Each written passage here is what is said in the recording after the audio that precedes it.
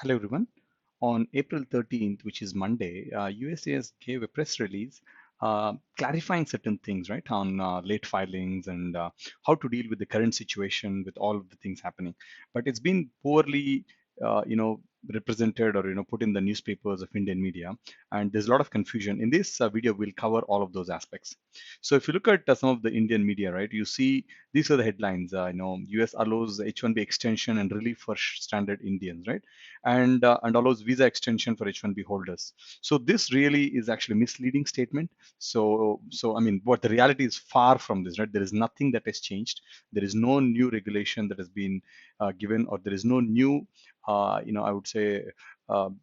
Relief given from current regulations. Everything remains the same as per USCIS press release. So this is the press release that was that's currently on the USCIS website. You can go and read this as well to get clarity. But we'll look at what each of these aspects are and actually clarify why the miscommunication is out there, right?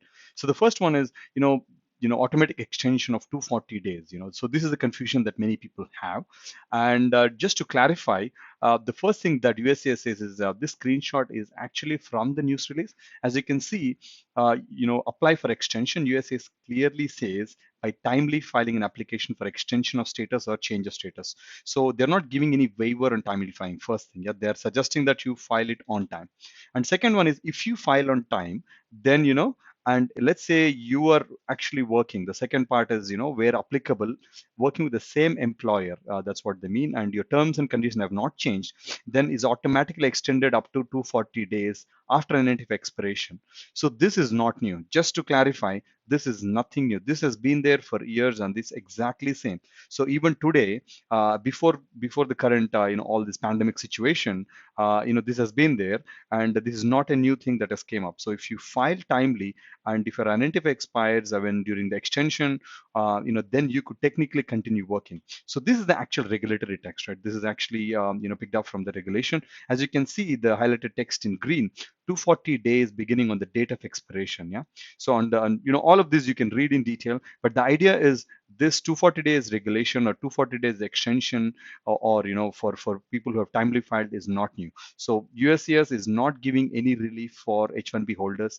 That's a clear message. So don't be misled by the news articles.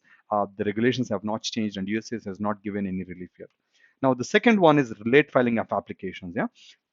So they say that, okay, for some reason you cannot file it on time with the pandemic situation, then we will actually give consideration based on special situations. As I've highlighted, the text, you can see USS in its discretion may excuse the failure of or to file on time, right? So this is basically, it's a pure may, and they will consider everything into, and you need to submit credible evidence, right, to support the request.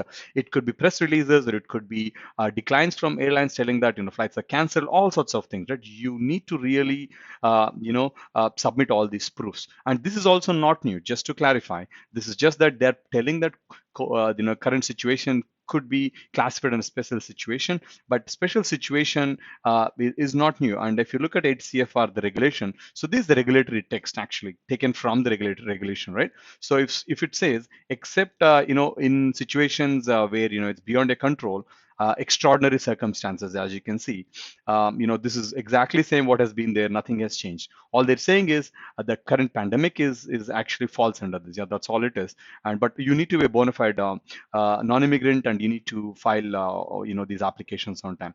So the guidance is, if you for some reason are not able to leave the country, you need to file a B2 extension, or a change of status, so that you are actually having paperwork to remain in the country, and you need to leave as soon as you can once such things are available for you to leave. Yeah. And the second part is visa waiver program, the last part I would say. So if you are in a visa waiver program, majority of the European countries and all of these fall into these. So what they get is, they do not get an extension in general. they need special, they can't really apply for extensions, using B2 like non-immigrants, most of the non-immigrants. So for them, US in its discretion can grant up to 30 days. So this is the thing that they've given. And the second one is, if at all the 30 days is not sufficient, then US has authority for another 30 days, for satisfactory departure.